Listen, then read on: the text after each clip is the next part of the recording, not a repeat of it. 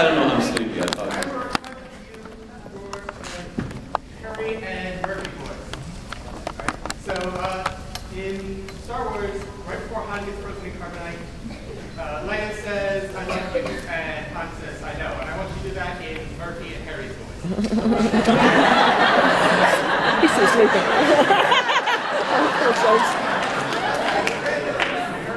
Yeah. No pressure. I love you. I know.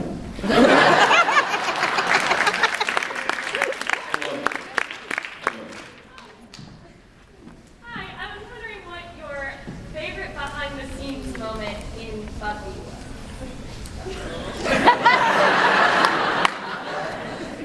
Okay, little caveat.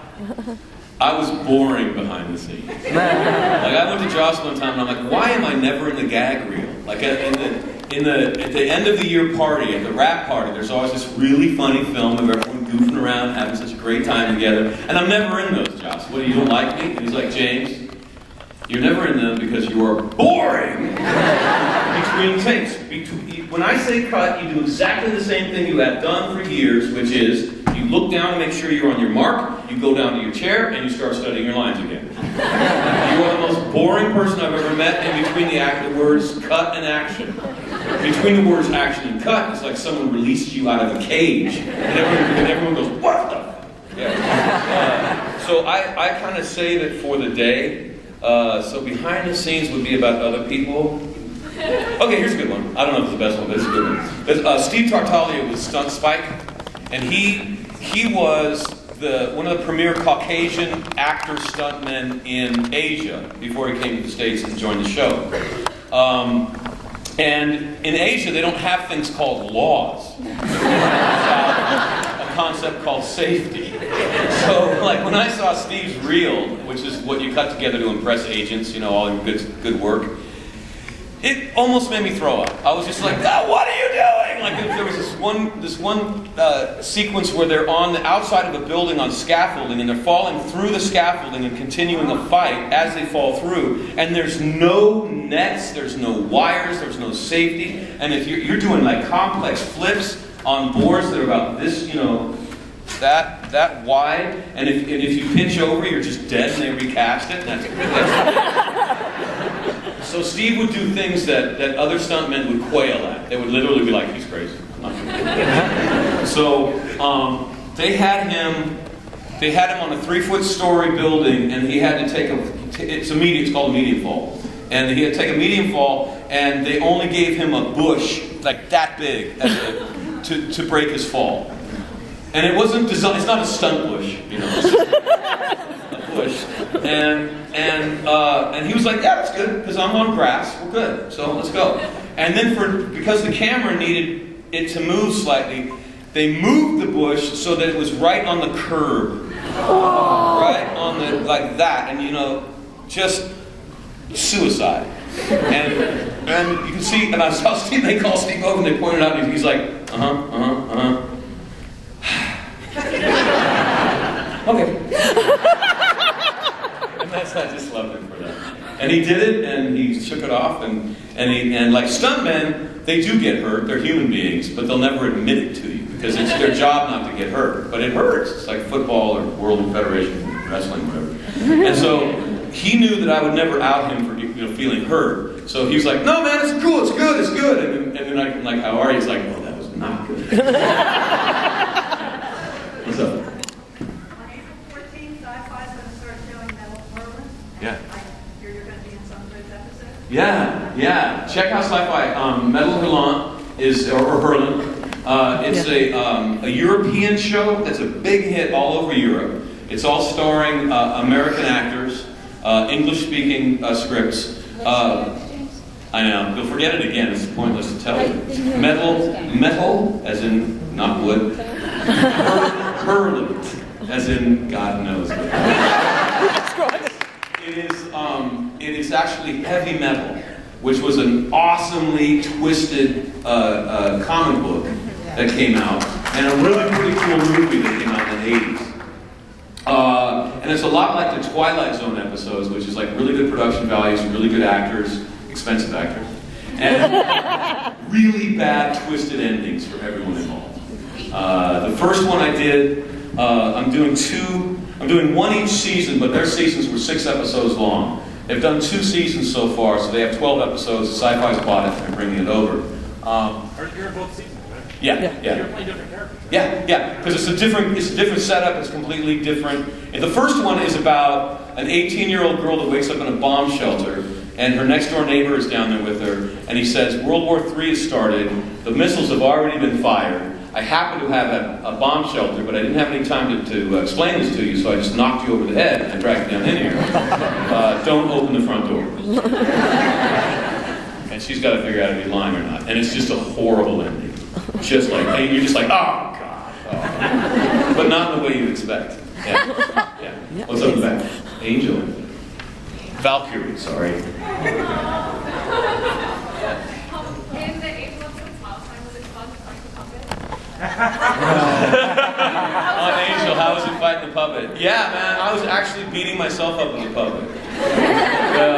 They couldn't get the puppeteers couldn't. They were in shock all the time because I was moving and thrashing around so much, and they were starting to feel like it was going to be hard to get that sequence. And I was like, just give me the sticks, man. That was awesome, you know. That episode, Smile Time, was written by the guy who wrote The Tick, Ben England. Yeah. Which is just bow down to The Tick, man. I love The Tick. For those who have not seen The Tick, it's an animated half-hour about mediocre superheroes. So I was waiting for the script all year, and it came out, and I was in one scene, and I'm like, Ben, like, I'm funny, man. What is it? He's like, James, don't even worry. You're good. You're gonna steal the show. Yeah. But it reminded me of another great moment on this. It was on behind the scenes, but this was one of my favorite moments of Buffy. Was I don't know what the episode was, but we had this $250,000 dragon that we had been so excited about building, this big giant dragon. Had 6 puppeteers. It was going to be awesome, you know. And we got on the set, and the scene called for it to be, you know, drenched with water the whole time.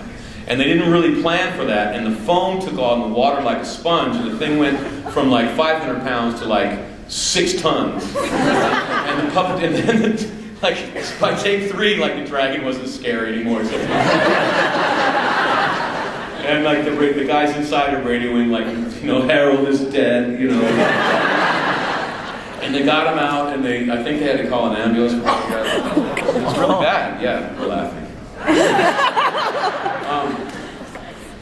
So it was one of those moments. It's like, you know, we've spent all our money. We have to get this scene done, and the dragon's dead. What do we do? What do we do? What do we do? And I'm like, prop the dragon up on the rock behind me, and give me the arm of the dragon. Let's go. And they just came in kind of close on me, and I took the arm of the dragon, just like the puppet, and just beat myself up with it. It was the funniest thing on the set. It was like, we take a take, and people start laughing. We're like, we're not laughing at you, Jay. Well, we are, but we're getting it.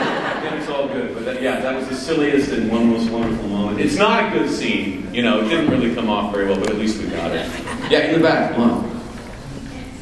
I wanted to know if you thought Spike and Buffy could ever have a healthy relationship.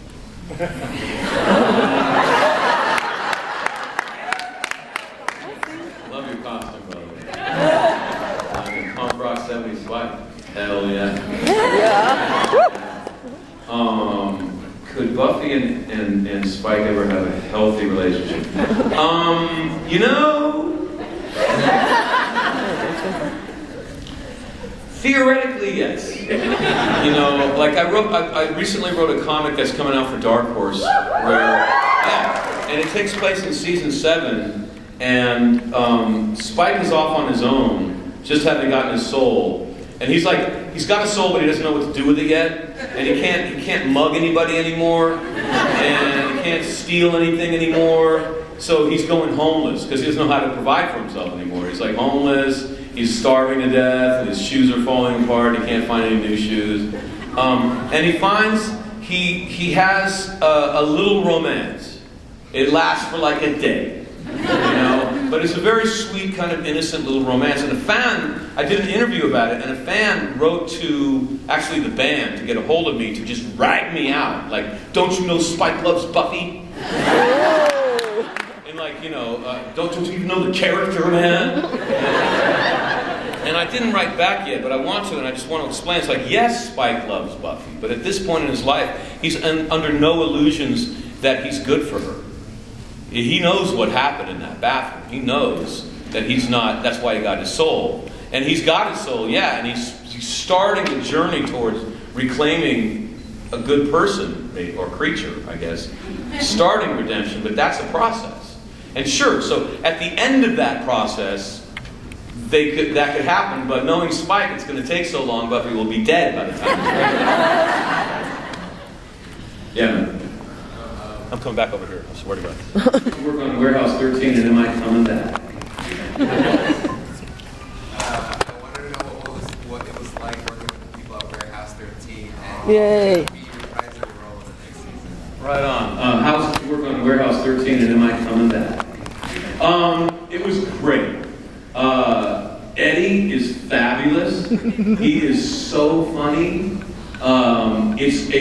It's one of those sets that the producers are firmly in control of. Like, if the actors, someone like me, gets control of a TV set, it is like Alice in Wonderland in a bad way.